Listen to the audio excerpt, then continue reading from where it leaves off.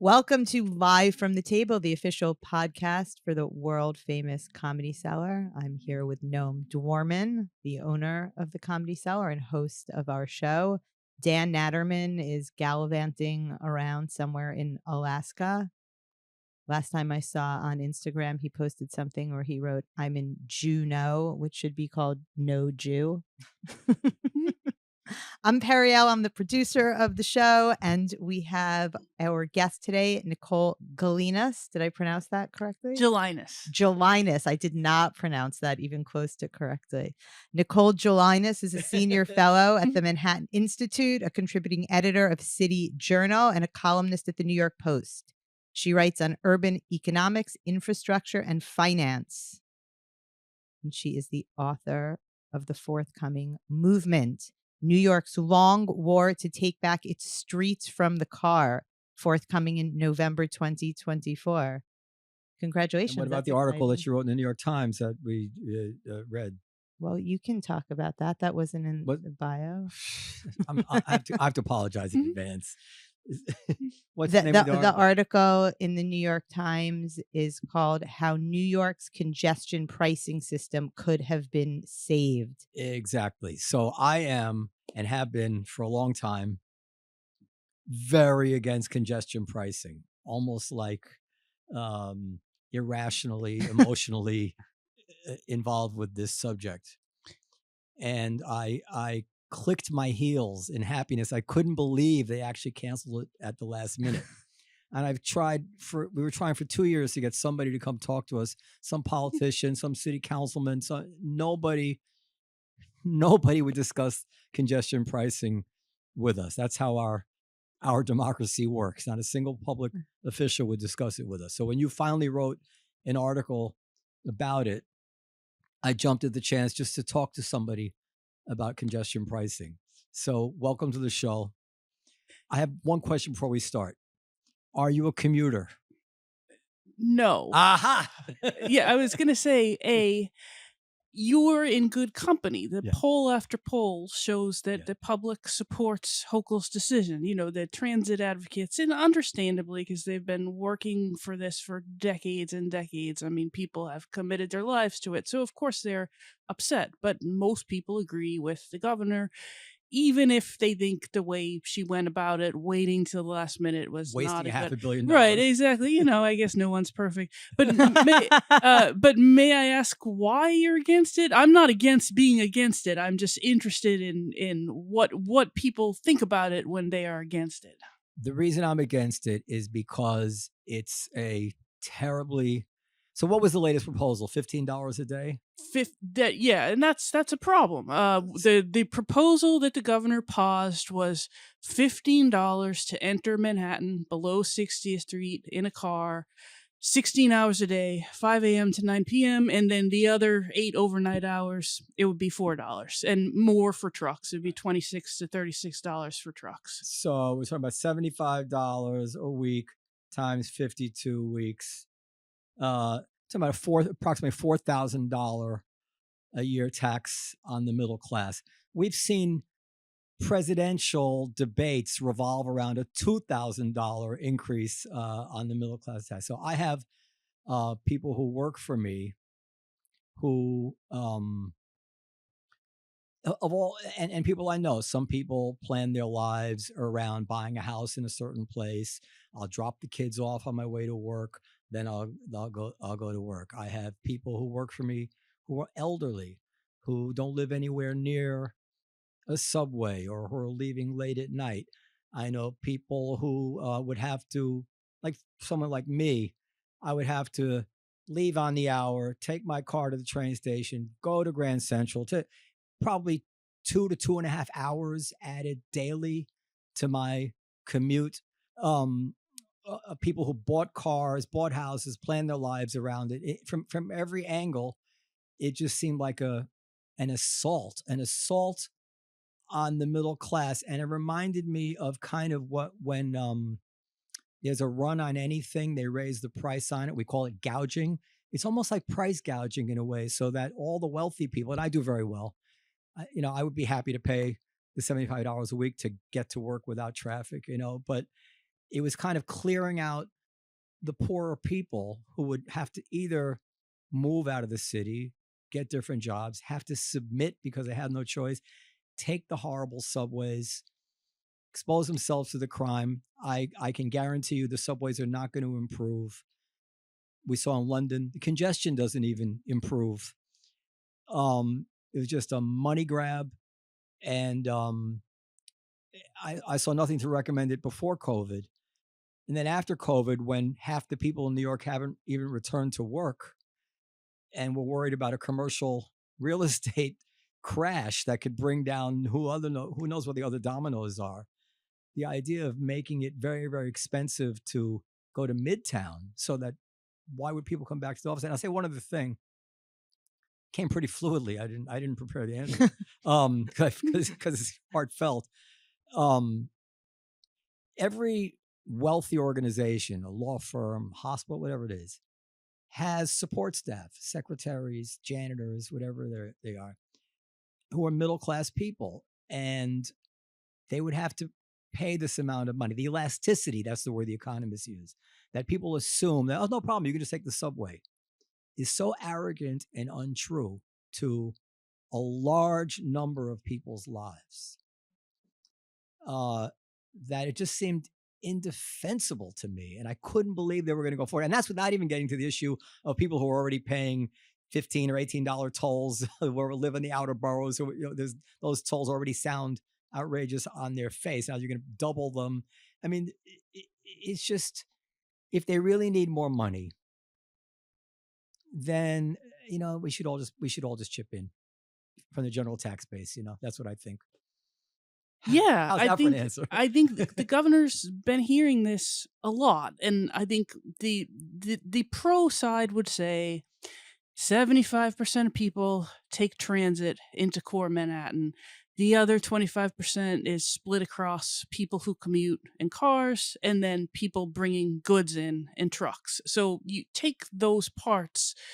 The argument of, oh, those people can just switch to transit has always been very simplistic. So the trucks obviously can't switch to transit. So yes, there will be a surcharge on goods coming in. People who are driving in, because they are in the minority, if they had an easy transit trip, they would do the easy transit trip. In other words, there's a reason why people are getting in their car and driving to Manhattan. It's not cheap. It's not convenience. It costs a lot of money to maintain a car. It costs a lot of money to find parking in Manhattan. The tolls and everything else. This is not something that people just do lightly. So there's a reason that they're doing for it, including the reasons you said. A lot of times on weekends, I'll just fool around with Google Maps and say, from a random location in Westchester or Long Island or even Queens and Brooklyn, is it faster to drive or is it faster to take transit? A lot of times it's faster to drive because by the time you've driven to the suburban train station, you've gotten on the train, you've got to Grand Central, your destination's probably a good walk or another train ride from Grand Central. So you were looking at something that might be a 45-minute trip being more like an hour and 20 minutes, an hour and a half. And if you're going to the theater, I used to live on Ocean Parkway and Avenue X. So you get out of the theater 11 p.m. or so. You don't want to take the F train back to Brooklyn at 11 p.m. So maybe you drove in that day because, you don't want to be waiting half an hour for a train. You don't want to be on a mostly empty train with, negative elements on the train. So it is perfectly rational for the minority people to drive into New York, to drive in. I think this plan would have been more palatable if it was only a peak hours plan. So 7 a.m. to 1 p.m., start with $5, $7, $8. Don't slap an immediate $15 toll for 16 hours a day when rush hour is not 16 hours a day. I mean, we were... It's cynical. Yeah, I mean, that just makes it look like what you said is a cash grab. The London plan is not 16-hour peak hour day. It's not a 24-hour plan. The London plan gives you a break if you drive a Tesla, because it's actually about emissions. Yeah, it's only like 7 a.m. to 6 p.m. It's free in the evenings. They actually tried to expand it to the evening hours. And after COVID, they stopped doing that because they were worried about the nightlife, that people wouldn't come into central London to enjoy the nightlife. So they've been flexible, and they haven't couched it as, oh my God, we need to raise $1 billion. In London, it only raises $400 million a year. So the way that New York went about it and saying, we're starting from, we need to raise $1 billion a year no matter what, and we're going to completely ignore COVID and completely ignore that office buildings are still only, 60 to 70% full, and that the trains are only 70% full. This was not the best way to go about it, to say the least. So the way to revive it would be start with peak hours only. If you can rearrange your schedule, a lot of people might say, okay, that's fair. I'll get up an hour earlier and drive in at 6 a.m. instead of 7 a.m. and avoid the actual congestion and saturation hours. But to say, if we were coming home from a party somewhere, and on the rare occasions that we drove rather than took transit, we're coming home at 1 a.m. to have to pay $4 to cross that line to 60th Street just feels very arbitrary, and it makes it not a congestion program. Well, I'm going to tell you why I don't even agree with that, although I'm very happy to hear a reasonable person, is that much of what I'm describing of the injustice of it all, have a 75-year-old person that drives to work in the morning that makes $70,000 a year, and now is going to get hit with $4,000, can't really afford it, doesn't really have a choice. Winters can be horrible, even if they can walk. It's just so many different scenarios, right? I know somebody's taking care of their grandchildren, has to drive the grandchildren to school, then go from there to work. There's so many stories and the backstory to all this, the under whatever we call it, the thing below the surface that always has to be remembered is that this is coming from the party that's supposed to be concerned about the middle class, which makes it even more a more bitter pill. But one of the arguments, I think maybe it was in your article, was that, well, after all, people are using the roads and everything, and they're causing whatever wear and tear on society. So it's fair for them to pay for that. But as I examine that, no, because if I go to the hospital, I'm happy those people are there. If I go to the law firm, I'm happy. Those people are not just working for themselves. They're working for all of us. They're manning our stores. They're manning our supermarkets. They're not, it's just not fair to see, well, you want to come in here. So, we'd be just as happy if you didn't come at all, right? No, that's not the case. We need you there. We're a community, and we shouldn't be, I don't think it's morally correct or analytically correct to be elevating different people. The person who comes and mans the store is in an even exchange with the customer of the store. And they're both benefiting from the fact that this person gets to work. So I think, again, we all benefit from our community. And if we need money, they run out of money. They've run out of ways to get it. So they're looking for a way that they can kind of justify, but it doesn't really hold up. And again, I said one other thing. In London, so there's this website, inrix.com, Mm-hmm. and they have all the stats. Every article does the stats from this, right? And it does indeed show that New York City, Mexico, and London have the worst traffic. Now, London, still the worst traffic, even after congestion pricing. And this is very important, because if London actually could show some real benefit other than the money, at least we'd have to take that into consideration. So the worst traffic zones are New York City, Mexico, London, Paris, and Chicago. But then, and this is where it gets sloppy, what should I search on here? Distance, right? The greatest, if you look at the distance, the longest distance of commutes, New York, Mexico, London, Paris, Chicago. Right. So Like even the 40. statistic itself is it's measured in hours added, but it's a little deceptive, because of course the longest commute is going to add the most hours. So we don't even really know if the traffic is worse in New York, as opposed to when you add 2% time to New York, because it's the longest commute, you have the longest amount of time. So even that's all sloppy, right? Yeah, I mean, without There's no good Yeah. way. I can't. This is not defensible to me.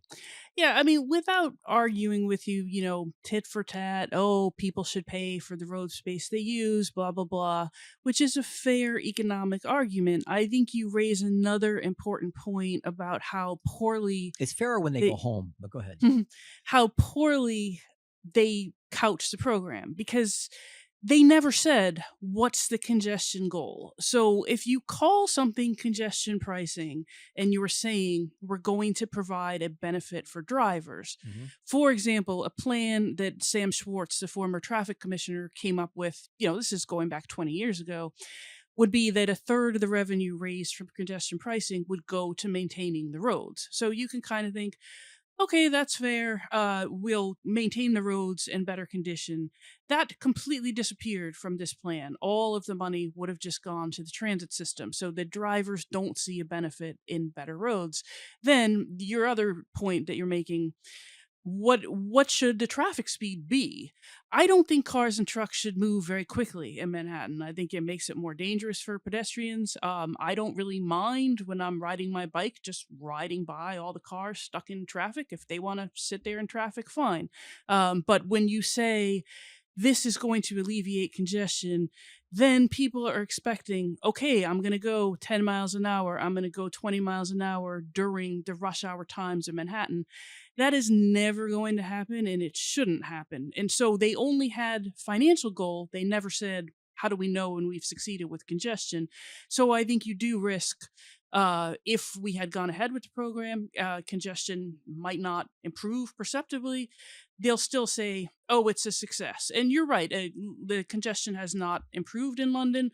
Again, that's fine with me. I have no objection to repurposing some of the space for bicycles, for pedestrians, for parties in the middle of the street, whatever you want to do. I want to make it more difficult for using cars inside core Manhattan. But no, I completely understand the point. You don't want to call something a congestion improving plan if people are still going to be sitting in traffic in Manhattan. You're doing a false premises Also, argument. another one of the arguments was that there's a lot of traffic deaths, but actually, I just right before you came, I started reading. It seems to me deaths and injuries and deaths have shot up since we started having more bikes on the road, including pedestrians getting hit by bikes. You're not much more than by cars. You're not wrong. The introduction of e-bikes has really harmed the argument for traditional bikes. I mean, I've been out here, saying for 15 years, bikes are good. We need more room for bikes. We need more women on bikes, because most, for decades, women have been a very small proportion of people in city traffic, because, women generally tend to be less risk takers without getting into all sorts of tricky gender issues. There is a reason why men are on motorcycles and women generally, of course there are exceptions, are not. Making the streets safer for women pedal cyclists was an important goal. But that goal has completely disappeared because the bike lanes have been entirely taken over by commercial e-bike delivery people. The apps are massively exploitative of the people working for them. So, you have no workman's compensation. You're working for, until recently, less than minimum wage, delivering these meals cheaply to people's apartments. And so you're contending out there in these bike lanes with fast moving motorized bicycles that are not really bicycles going every which way. There's a big difference between a pedal bicyclist on the sidewalk. That's not a good thing, but they're not going very fast. They're not posing much danger. And an e-bike that is much heavier, that is going 20, 25 miles on the sidewalk. And we have seen an increase in these deaths. We've seen 10 pedestrian deaths from e-bikes and mopeds in the past 3 years. And the number of cyclist deaths has gone way up, reversing decades of progress, because they're not really cyclists. Again, riding a motorcycle has always been very dangerous. Riding these e-cycles is also very dangerous. So the transit advocacy community and bike advocacy community by sort of giving in to the app-based e-bike argument has lost a lot of its credibility. And this bleeds into congestion pricing. Are we just making more room on the streets for delivery cyclists? Was not an argument that existed 10 years ago. Yeah, I think there's not many good arguments she did. Why do you think she backed out? I think I have many theories. I think she inherited this program from Governor Cuomo. So the law creating congestion pricing was signed in 2019. I don't think Cuomo would have ever done it. I can't prove that, but I think you're right. I think he was just trying to stay on the right side of the progressives. Right. At the time, he was worried about the ascendancy of progressives. This was the time of bail reform, all kinds of other reforms. Progressives were winning elections. He could do congestion pricing, say this is now the law, and get the credit that he needed from them without actually going through with it and never getting the backlash from the broader general public, which has always polled against it. So she inherited this. Cuomo had already gotten the credit. She was the one that was going to get the political backlash. And I think she got tired of this years-long process and going through the months-long commission of setting the toll, of the law that says you have to raise $1 billion, of no flexibility built into that, of the advocates telling her, you have to do this or we're going to pillory you, and just said a few weeks out, the people I talked to were not in favor of this. And this is, even if I didn't care that they weren't in favor of it, this is not the right time. Manhattan's economy has not recovered. It's lost tourist industry jobs from COVID. New York is having a very slow recovery from COVID compared to the rest of the country. We've only got like 2% more jobs. The rest of the country has close to 5% more jobs. So we are losing ground. And we've had 36 murders on the subway since March of 2020. The level of murders has quintupled, and the transit advocates have no credibility on this issue. All you hear from them is, you're not very likely to be killed on the subway. Riding in a car is still more dangerous. That's fine, but having a quintupled murder level and almost all of these murders being random stranger on stranger, mental illness driven murders is not acceptable. She's got to get, as a baseline for reviving some form of this, one of her goals has to be get the subway safety environment back to 2019 levels. We hear a lot. Crime is in the atmosphere of all these issues. Right. And you were down here in a liminally safe area at all hours of the night. Well, so you see the crime and disorder that somebody living on the Upper East Side is like, oh, what are they talking about? I go out at 2 p.m. and it's fine. Well, let me say about that, I look at the crime statistics and I'm very open to the idea that things can be misleading, that some random spate, some statistical cluster can fool us. But in the last, 2 months has it been? I've had 2 employees slashed. And just last week they were slashed walking home from work. I think one person was slashed walking home from work. One person was on the subway. Yeah. And then just last week, 2 people were robbed at gunpoint. One person on McDougal Street, right, and one person on Thompson Street. Maybe it was the same thief. I don't know. But at some point, statistically, only a certain number of anecdotal things can statistically happen to you before you can generalize, either I won a lottery or this probably does.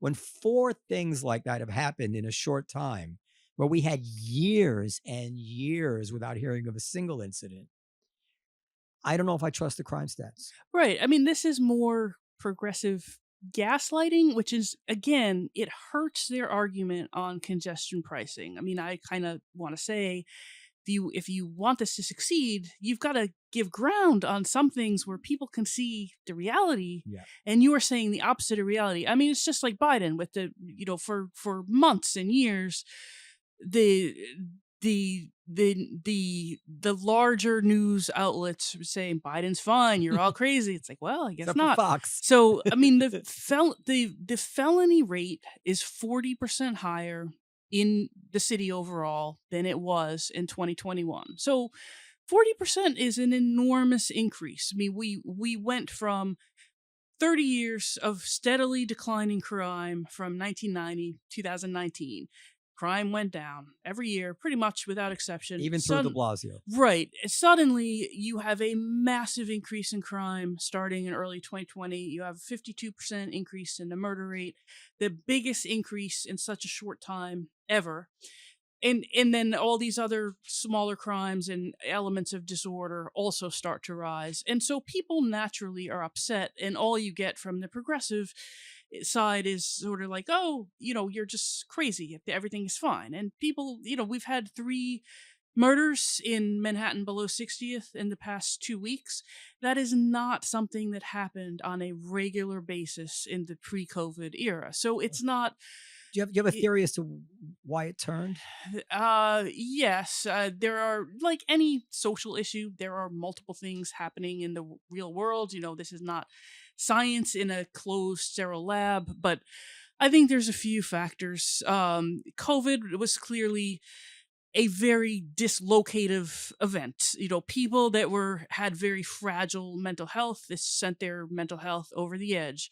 There is more casual use of psychosis-inducing drugs, including very potent marijuana.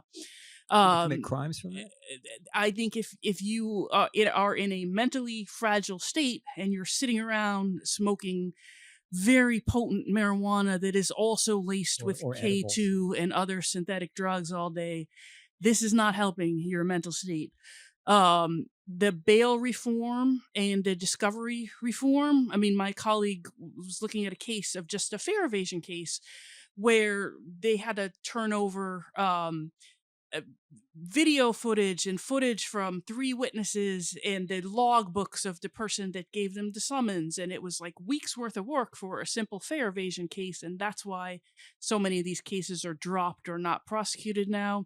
Bail reform means you can commit multiple low-level violent acts. If I go up to you and punch you in the head on the street, probably something not right with my mental health. That should be assigned to the criminal justice system.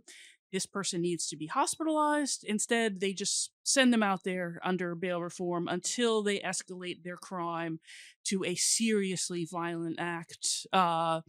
So you put all of these things together, and you have much more disorder escalating to violence.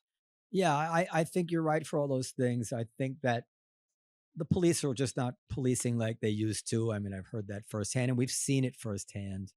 Can't say that I blame them if they know. Forget about BLM and the cameras and all that stuff, and the fact that everybody hates them. Just what's the point if the guy's going to get out a minute later? They lose their motivation. I thought we were lucky. The city really was very well run for a long time. And then de Blasio took over and he started making a lot of changes. But things don't come apart overnight. It takes a little while before the word gets out and the bad element understands, you know what? You can get away with it again, and it reaches a kind of critical mass. As what's the famous Hemingway, go bankrupt a little, and then all of a sudden, crime rates might be the same thing. They went up a little, and then all of a sudden, and there's no set level of policing and prosecution that is right for all time. When crime is at record lows, it is okay to start to experiment with, absolutely, maybe we don't need to arrest people for low levels of marijuana. Maybe all fare evasion instead of most fare evasion should be a civil ticket rather than a misdemeanor, which, by the way, didn't come with jail time. It's just that some people don't want a misdemeanor on their record, so that is a deterrent for them to jump over the turnstile or go through the exit gate. But when things change, you have to change with them, and the city really hasn't done that very quickly. And of course, nobody is saying if you have mental illness, you should be sitting at Rikers Island. But if you are not going to put people in jail, you have to have an alternative way of incapacitating them. And the city hasn't done that. The public mental health system is still a disaster. It's a little better than it was, but it's not. You're put in a mental health hold for 72 hours. You're stabilized in the hospital. Then you get out. Then you immediately destabilize. And the same thing happens over and over. So there's no long-term mental health treatment with the goal being you stabilize yourself, you go through certain steps, being able to hold down a job, being able to show that you can stick to a medical regimen for a few months. They're not doing that. They just release people back. Which do I want to cover first? I don't want to go too easy on the non-mentally ill criminals, because at some point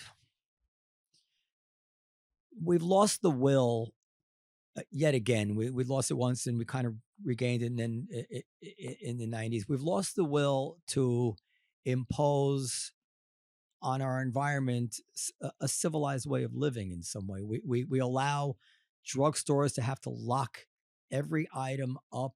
I told us last week on the show, I was in Washington Square Park, hadn't been there in years. I just went to kill a half an hour. And I saw kids running around, and then I see these bums sleeping, defecation all over them, aggressively coming up to me. And I'm like, well, what is going on here? I mean, I understand we don't have an easy solution to all this, but can't the cops at least get these guys away from our children who are playing in a park? Is this we're normalizing this? It's like we've lost the will. Who lives that way? There has to be, if you are severely mentally ill, you're not responsible for your actions. Absolutely. And you should be either in a hospital setting or in a very well supervised outpatient setting. But if you are not seriously mentally ill, you are responsible for your actions. And so the repeat shoplifting, I'm not saying your first shoplifting arrest, you should be on Rikers Island. Fine. But 3, 4, 5, 10, 75, there has to be some criminal deterrent for people who are doing this as nothing a wrong business. With a week of community service for shoplifting. Yes, and there are, this is a business where people go in, they fence. Can I interrupt you? This is a perfect example, kind of the point I was making before.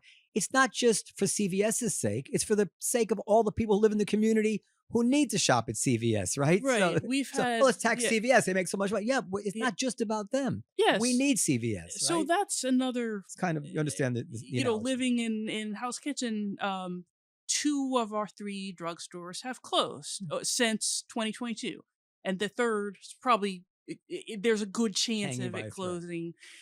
So this is not, this is a very big change in the physical environment of New York City and Manhattan, where if I leave my house now, very, very different walking around in the public safety disorder and the many, many closed storefronts that was just not the case in 2019. Yeah, it's But you understand, like a big part of my book is the public safety situation in New York City changed tremendously between 1960 and 1970. And if you weren't there at the time, like I wasn't there, you might think, things can't change that quickly. Well, I mean, we're kind of reliving it, that they can change that quickly. I mean, anybody go back and watch the old movies like Death Wish? I lived in that neighborhood at the time the movie Death Wish came out. And it was a little bit of an exaggeration. Like the characters were bigger and over the top. But yes, that's what it was like. Like people can't imagine it was really like that. We were not allowed to walk above 104th Street. Like it was crazy what New York was like in the early 70s. Right. And we had 26 homicides on the subway in 1990. So when we go from 1 or 2 homicides on the subways a year from 1997 to 2019, and now we've had 7 one year, 7 another, 11 one, and 6 one. That is a huge change. You can't just ignore that change. Be like, that's still not a lot of people. But the problem is with homicides, I understand the reason they use them is because it's the most reliable statistic, right? Because virtually every murder is reported. But there is probably some ratio of a single murder to the number of people who were beaten up but didn't die, people who are robbed, people who are raped, people who are robbed. It's probably an indicator, and that can be 30 to 1, 100 to 1, 200 to 1. So the difference between 1 to 7 might also correlate with a huge change in all sorts of horrible things that happen that don't kill you, right? Right. So if you Just go to the hospital. Yeah, if you get on the subway and someone is smoking illegal drug, probably laced with fentanyl, so it's not good for you to be breathing it in, or someone's playing a loudspeaker device, you could say, well, that's not a violent crime. That has nothing to do with violent crime. But it does, because we saw one of the subway murders this January. This grandfather, Richard Henderson, commuting in Brooklyn.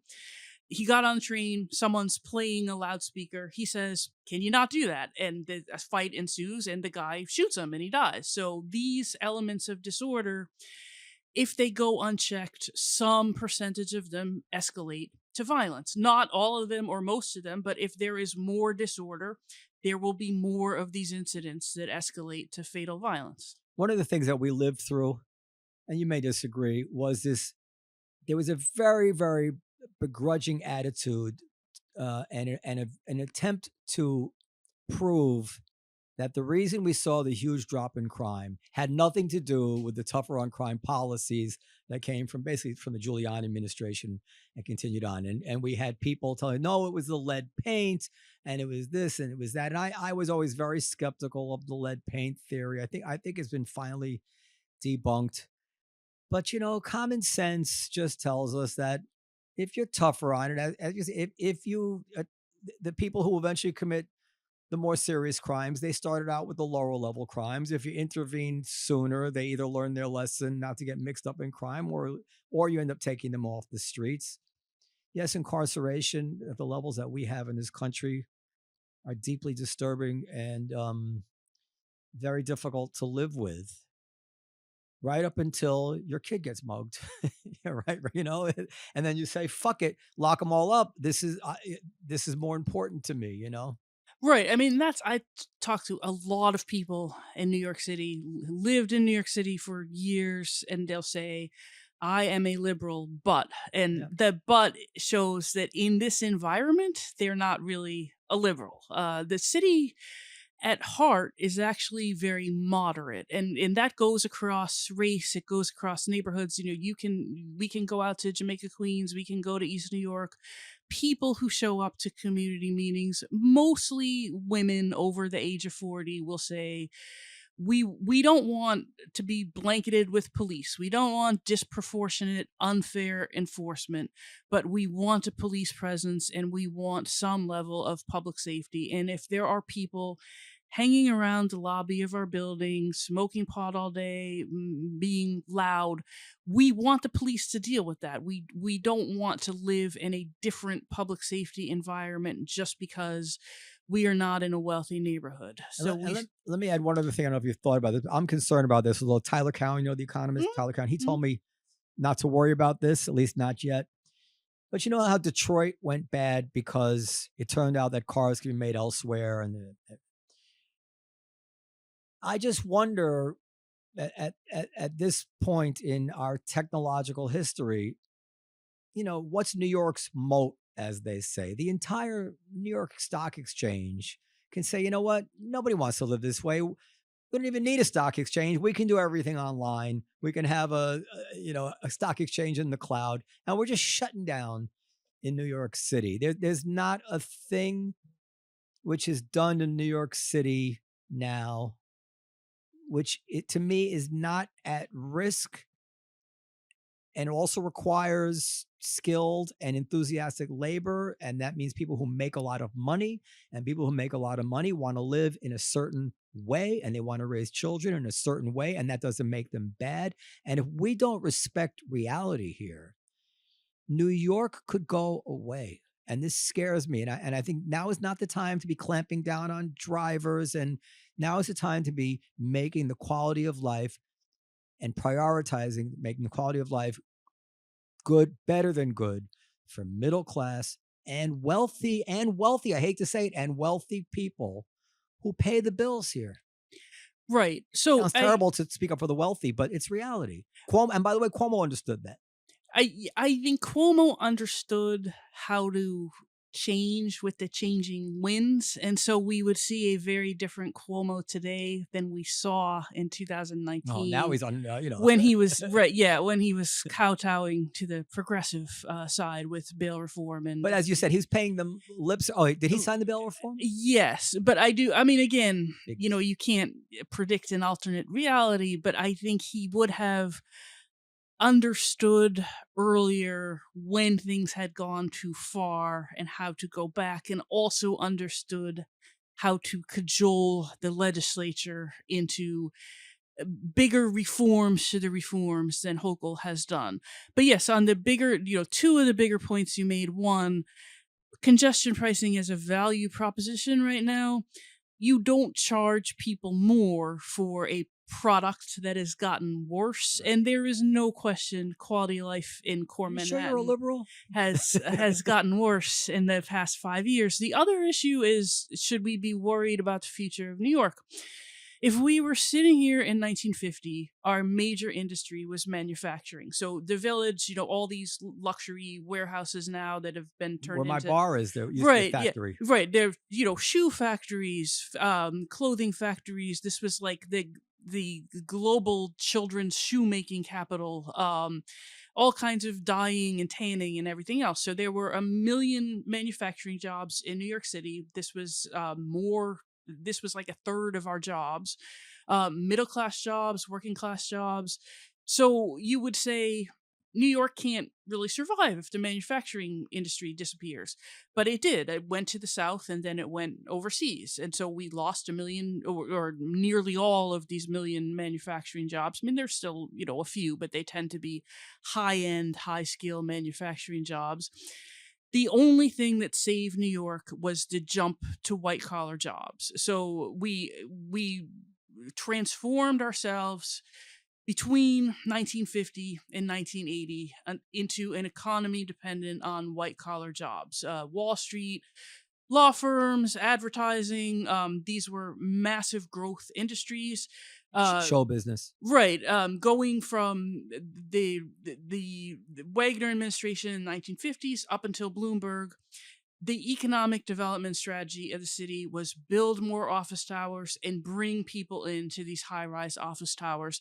This basically worked, but we are at that point now where, just as with manufacturing, we will always have some, but will we have that critical mass that is needed to fund the massive social services in the city, which the 50s didn't even have to pay for? Right, the massive public services. I mean, you can say, well, we can replace office jobs with other jobs, but those jobs are not going to pay, the $200,000 and above that you need for redistributing taxes to fund the massive city budget. And we don't know the answer to that question, but the question is very real. It doesn't have to be on or off. You can just lose 20% of this business overall, and the city has a huge, huge financial problem. By the way, speaking of, by the way, you're so smart.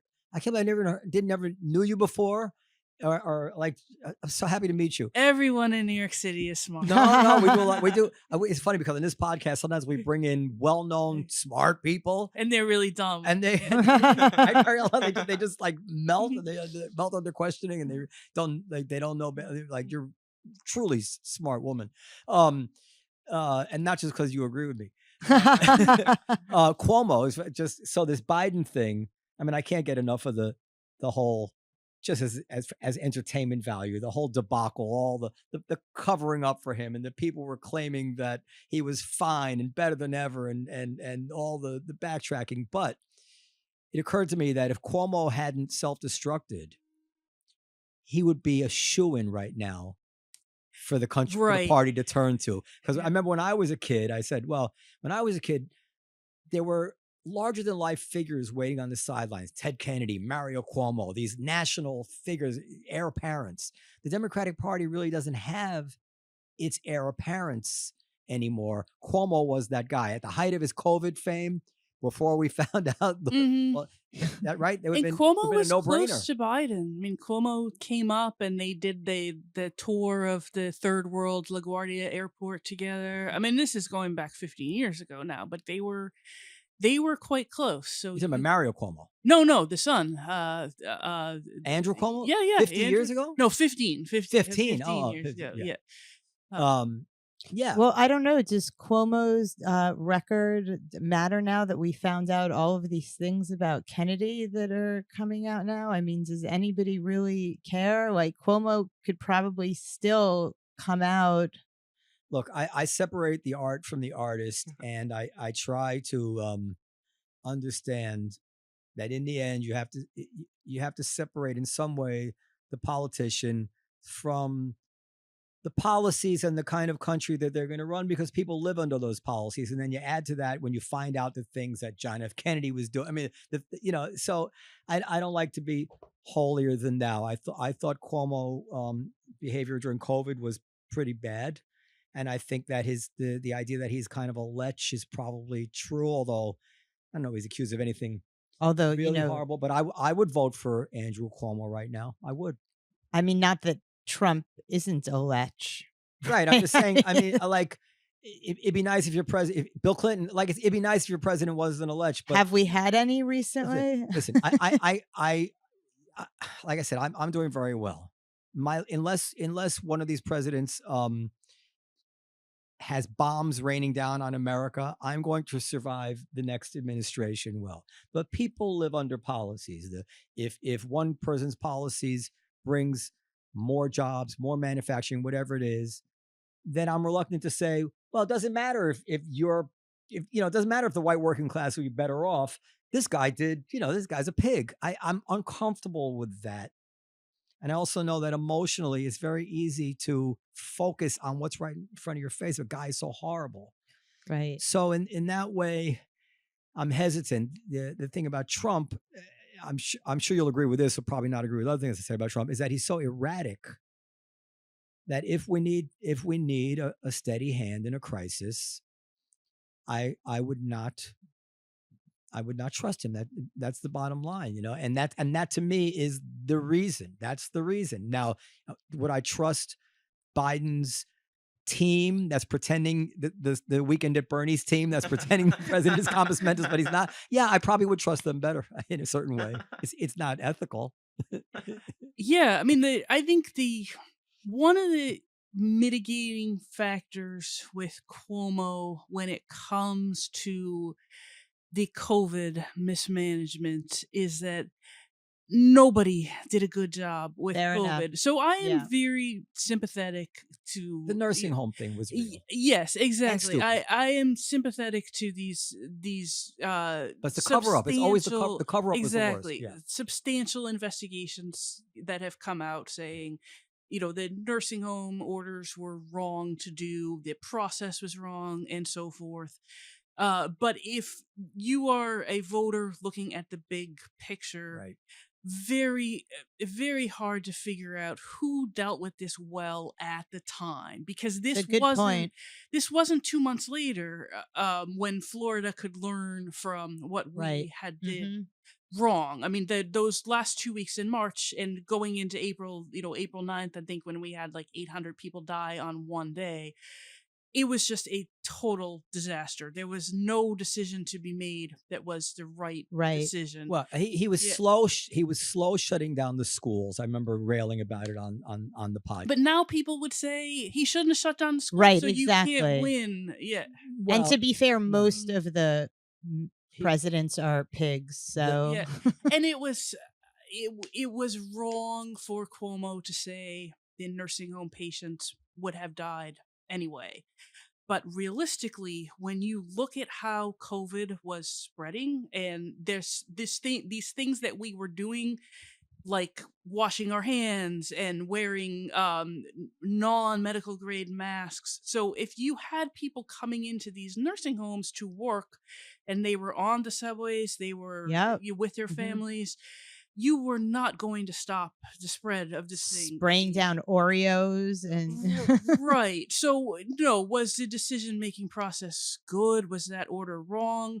But I am not sure. And of course, I'm not a doctor, but what kind of decision would you have made that a person in very fragile health who was realistically probably in their last 6 months of life, what other decision would you have made so that they wouldn't get COVID? I am not sure what that decision would have been, but I understand why family members and of so course, It's a weird project. It's a weird process of fair judgment because, on the one hand, you want to judge these people based on the information that was known at the time.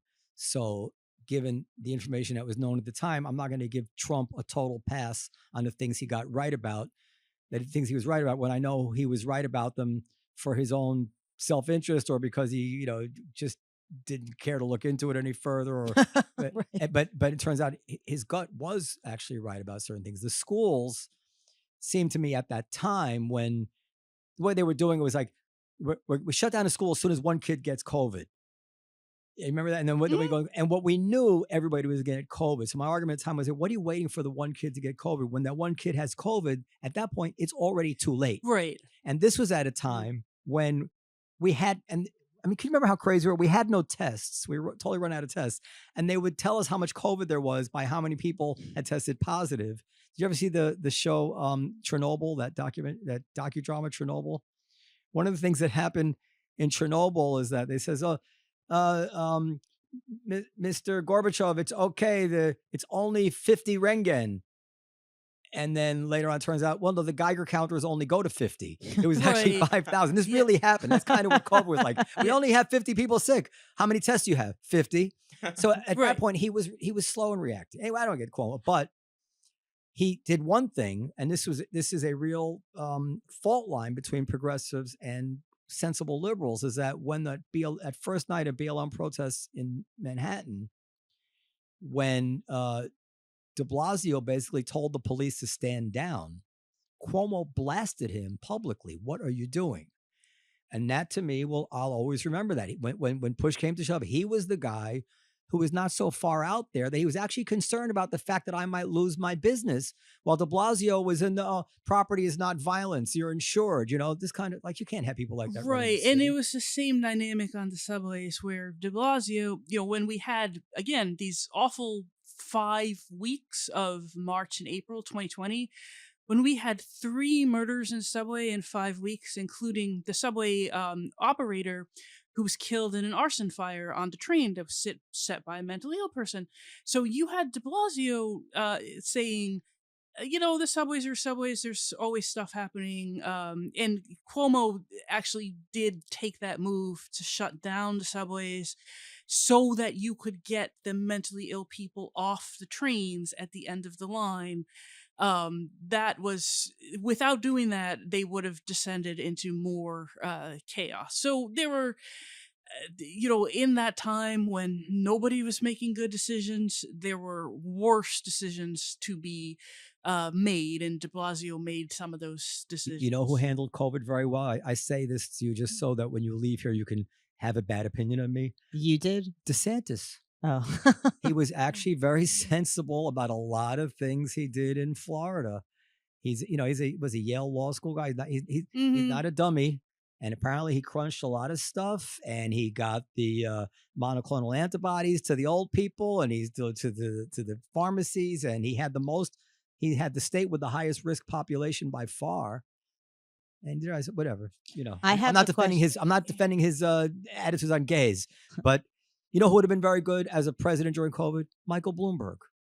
Yeah, somebody who actually doesn't mean he get everything right, but at least his approach is scientific. You need somebody, the approach has to be scientific. Well, Trump's approach certainly wasn't scientific. No, it was not. I mean, what he got right kind of by accident, just because he's an asshole. Yeah, that's what I said. I don't want to give credit to Trump for getting something right by accident. I also don't want to give Cuomo credit for not doing something that clearly he should have done based on what he knew, even if in the end it might, unless he had said, I don't believe this. I'm doing it because it's not the right thing to do. Right. I mean, I am not a Trump supporter by any means, but I think his management and mismanagement of COVID, including all the bleach ridiculousness and everything else, has been completely neutralized in the minds of swing voters. Because if you're not like a scientist and you're not following every minute of this and you've blanked a lot of it out because you're still traumatized by it, it's like if you're thinking, who am I going to vote for? Nobody handled COVID well. Britain didn't handle it well. Italy didn't handle it well. God. Right. The countries that people said were doing such a great job, like Sweden, turned out the death rate was not any different. So Italy was a real virus going to virus. Like, right. I mean, if you have a thank you for the title of the show. yeah. So things that the most ridiculous things that he did, like ride around with the Secret Service when he had a case of COVID rather than staying in the hospital. People have forgotten these things, or they're weighing them against the other ridiculous things that went the other way. I mean, everyone has friends who stayed home for like 3 years. Yeah. And so if you're saying which decision was worse, it's hard. But he did do Operation Warp Speed. And from what I hear, and I've spoken to people who know and are not Trump supporters, I said, wouldn't any president have done that? They say, no, not every president would have done that. They said Biden. Actually, we had some issues afterwards where somebody said, why isn't Biden? And it's just not his. That is, I mean, people want to say Trump has no talents. Trump can't do anything right. But Trump obviously does have some talents, or he wouldn't be where he is. And he has a certain can-do approach to things. Yeah, it's that same arrogance, right? Yeah. But you can't take it away from him. He did it, and it worked, and we had the vaccine. And interestingly, this is a very interesting political dynamic. If Trump had been against the vaccines, and then we saw all the far-right opposition to vaccines, there would be no way you could convince me that he was not the cause of all that anti-vax attitude. But actually, he was pro-vaccine. He took credit for it, and they still hate the vaccine. So there's a limit to what even Trump can influence with them. He caters to them in a way. They don't necessarily follow him. That's true. I think that's sometimes a misperception about successful tabloid media, that you are making public opinion rather than seeing public opinion before other people see it, and then satisfying that public opinion. And I noticed in the debate, Trump used the word therapeutic and not vaccine. Yes, and I think he did that on purpose. And he made sure to slam Biden for the vaccine mandate. I don't think the far right would be as against vaccines. It's against being forced to take a vaccine. It was a different issue. And they were right. I mean, there was a certain point where it's kind of like congestion pricing. You couldn't even get someone to come on and defend it because the arguments had dissolved. We knew already that the vaccines were not preventing. Everyone we knew who had COVID had the vaccine. We knew people weren't dying anymore from it. We knew there was packs. So, why, you don't want to take the vaccine. You've had COVID 3 times.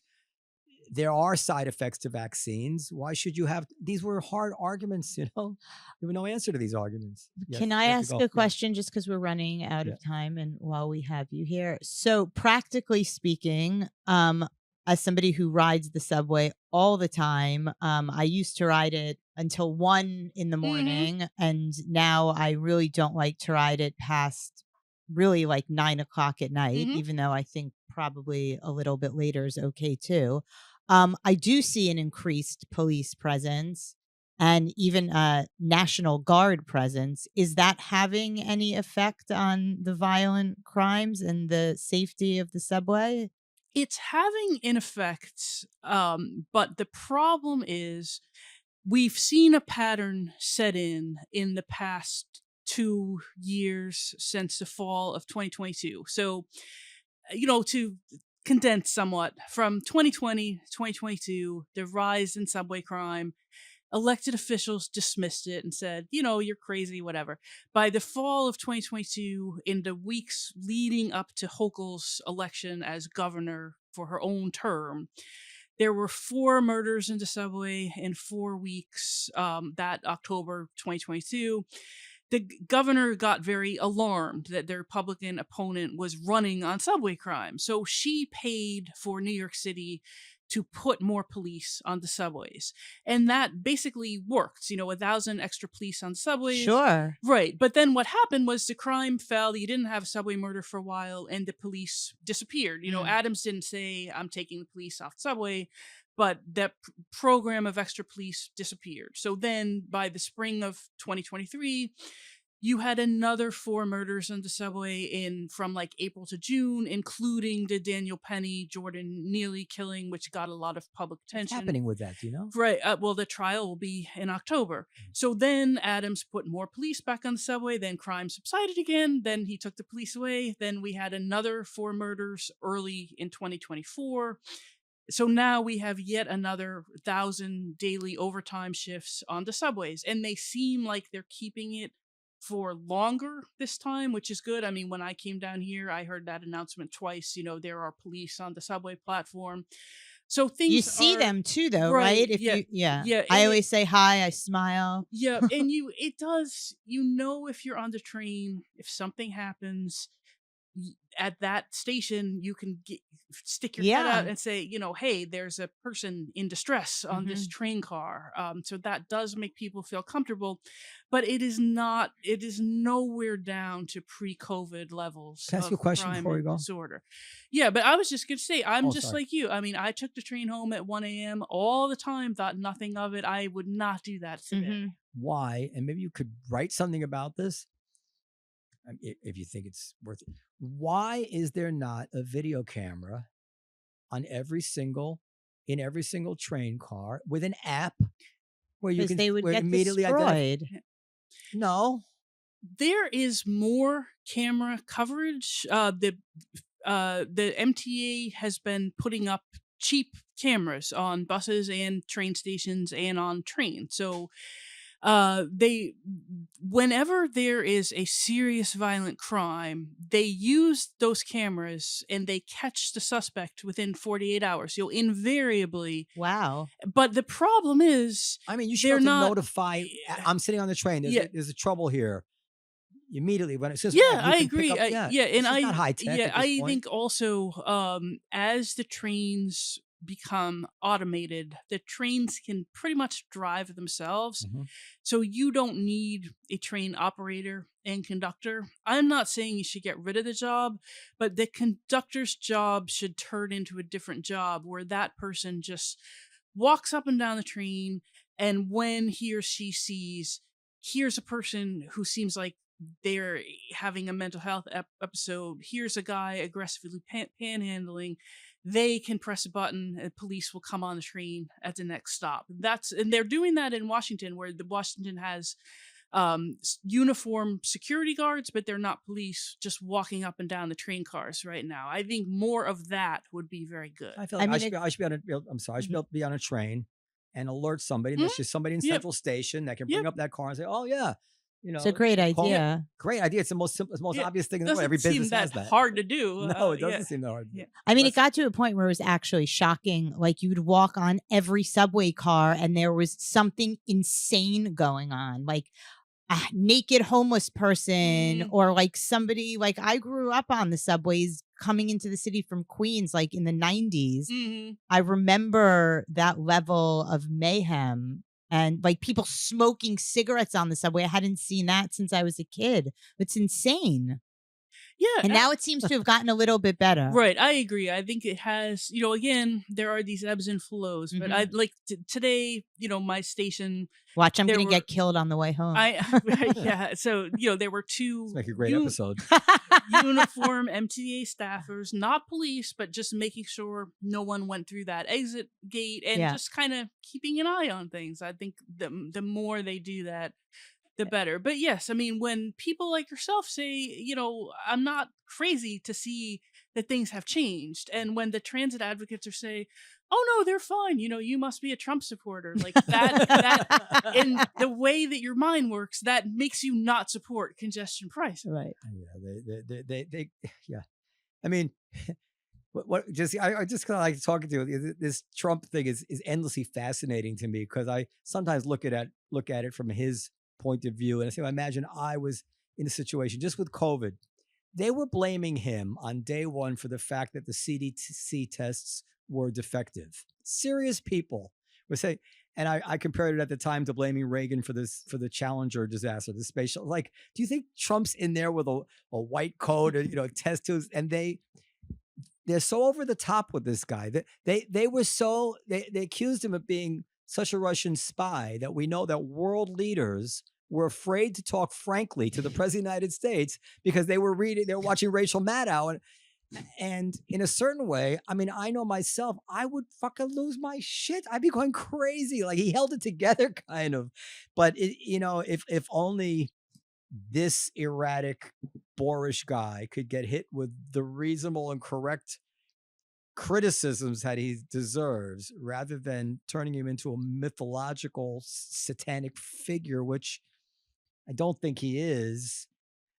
I guess I'm scared about what the next 4 years are going to be like, where every little thing he does, defensible thing, or it's not such a terrible thing, is going to get turned in yet again into the end of history. All right.